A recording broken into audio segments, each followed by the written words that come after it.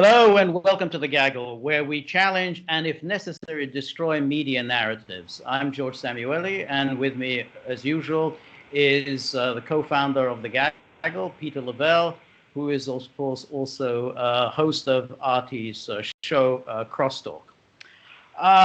Peter, today I came across a story on NBC News, which quoted one of the most senior generals in the United States military, the head of the United States Central Command, who's responsible for all Afghanistan military operations, saying that he has failed to find any evidence to corroborate the story that we've been hearing about for the past 3 months, namely that Russia placed bounties on the heads of the US military and was paying the Taliban to assassinate the US military. And as you know, this has been used extensively, particularly by the Democrats, to bash Donald Trump for, again, his weakness and softness and ineffectuality towards Putin, because he hadn't challenged Putin on these assassinations. So apparently, there's no evidence for this. Apparently, there's no evidence for this. Yes. Well, I mean, when the story broke, I'm sure you felt exactly the same way I did. This is just another a story that will take up 3 or 4 news cycles until they get the next story and to throw around for a few news cycles. I mean, on its face, the story doesn't make any sense. I don't have to go to Afghanistan to try to make sense of this ridiculous hoax. I mean, why would the Taliban need any kind of initiative or payment to kill Americans occupying their country?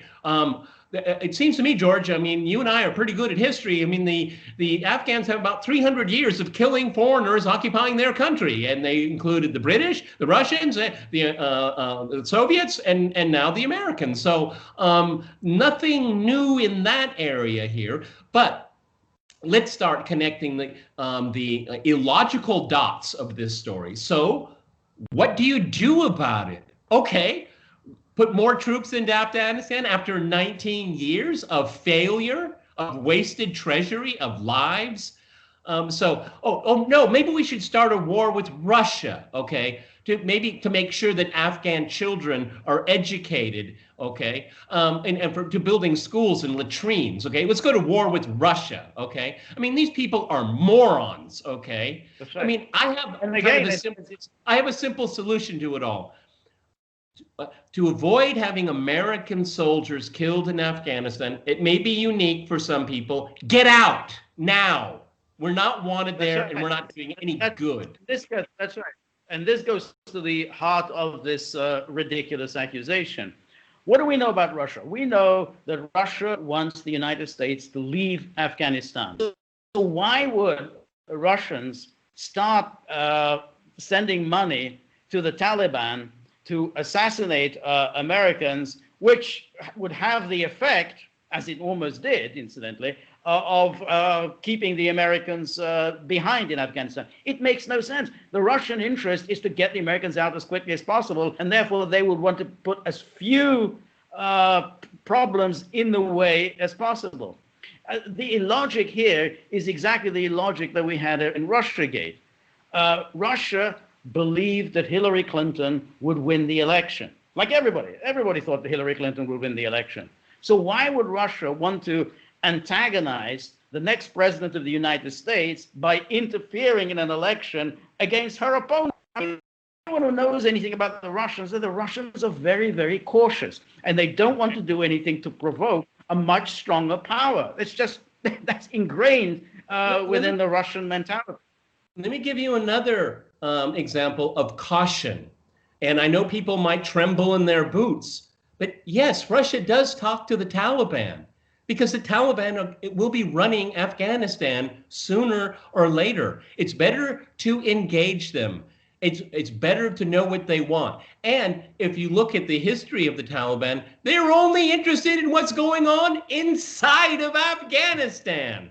Okay? That's They've never had anything to do with ISIS or Al-Qaeda or anything else. Okay? So the Russians being cautious are saying eventually these guys are going to be in Kabul because the American-backed government is so corrupt, has no popular following, and they'll be flown out in helicopters sooner or later, okay? And then what do you have? You have a country on your southern tier. What do you do about it? You talk to them. What do they want? Okay? I mean, the lack of statecraft here and the lack of just basic intelligence, and these people obviously are doing this for political advantage. I get it. We're in election season. We're 50 some days away. Okay, fine. But there is national security at stake here as well. Okay, and there is this unnecessary creation of provocations is dangerous, and it shows you the kind of mindset of these people.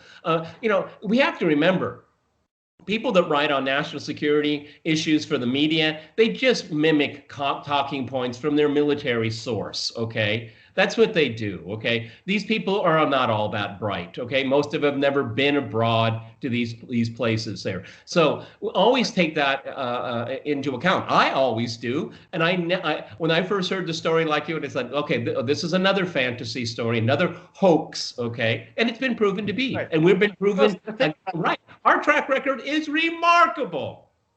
And of course, here, when we've got the Taliban, who are likely to be in power in Kabul, then this, in fact, invites the most rational policy possible, which is that Russia, the United States, China, and everybody else unite against Islamic fundamentalism. That's always been the policy of the Russian government, which is that this is a serious global problem, jihadism. It is the United States that has rejected partnership with Russia and has tried to play cutesy with a variety of jihadists all over the world in order to score points against the Russian. So Russia will say, okay, the Taliban will probably be in power. We need to, and there should be a partnership to contain it.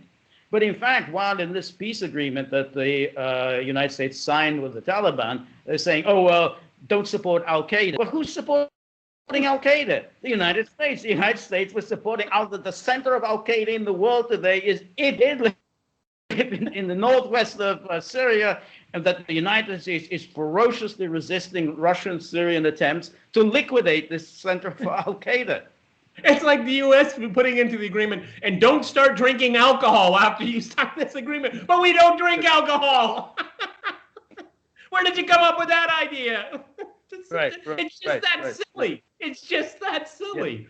Okay. Yes. All right. Obviously, it's since we're getting into the weeds here, as we're looking at this the removal of troops here, keep an eye out that I would surmise it's not going to be the Taliban or allied groups to the Taliban that are going to sabotage this. It's going to be the Kabul government because their grift is coming to an end. They want that grift. The Pentagon, they lose that grift as well. So, if you have more of a sober eye in looking at what's going on the ground, this story most definitely came about the bounties definitely came from the Kabul government that doesn't want the U.S. to lead. It's logical, folks. It's simple, folks. Usually, the simplest answer is the right answer. Good. And you remember the story that they captured somebody. They captured a Taliban fighter, and conveniently, they found evidence of Russians having wired money to the Taliban. So imagine the GRU, they go to the post office, let me wire you some money from GRU, recipient, the Taliban. Anyone who knows anything about terrorism, spycraft, anything, you don't wire money that can be traced by every single intelligence service in the world. And this is the nonsense that the media put forward. Oh, there's evidence of the Russians wiring money to the Taliban. Now, but what's also interesting about this is the media. There's no apology from the media about this. No, there's no. We've basically been wasting everybody's time for 3 months. We've created this, again, hysteria about Russia. We've made outrageous accusations that Trump is too weak, too insipid, or too beholden to Putin for whatever reason to challenge Putin on these assassination of Americans. No apology for any of this. And this is really the story of Russiagate, that, you wasted the country's time, and still No But apology. it's really sad because that's the only thing they have. I mean, look, I mean, you and I could speak for hours about the faults of Donald Trump's presidency, and it would be a serious conversation. But um, continuing this ridiculous narrative only embarrasses those that perpetuate it, that peddle it. Okay, I mean, if the standard is that YouTube should delete all fake news stories and hoaxes like this, you would have to delete all of CNN and MSNBC and shut down the Wall Street Journal, the Washington Post, and the New York Times. Okay, and your point is well taken. There is no downside by being negligently wrong. Negligently, okay? None. No, no, no, no. So, and they keep passing and saying, well, yeah, Mueller didn't exactly find that there was no collusion. He said that it didn't rise to the level at which he could prosecute. Well, that's what he was supposed to do. He was a prosecutor, and he said, "There's no case here. I can't prosecute." That's it. That was his job, and he said, "There's nothing here. I can't prosecute." So again, they're going to say, "Well, of course, it hasn't been proven that the Russians paid bounties. It hasn't been disproven either." So you got to cling to that. Well, it hasn't been disproven. Well, of course, there's no obligation to disprove nonsensical stories. But George, it hasn't been disproved that the Taliban drink alcohol. Keep that in mind. Hasn't. Okay. Absolutely not. Who knows what goes on behind closed doors? Yeah, absolutely. But there will still be these, like the nonsensical thing, like we talked about a couple of weeks ago with that the Senate Intelligence Committee that published that 5-volume opus. Still banging the drum for Russia this, Russia that, Trump campaign, all of this nonsense. So there's something there for the media to cling on to for dear life. Yeah, well, it's their security blanket. You know what? All of these people are going to be very, very heartbroken when Trump is finally gone, because what are they going to do? They don't report news anymore. Right. Trump is going to put the whole journalistic profession into a huge hangover one day. One day it's going to be devastating for him. Devastating. All right. Well, thanks very much, Peter. That was very illuminating. And if you like the gaggle, remember, like, share, and subscribe. See you soon. Bye.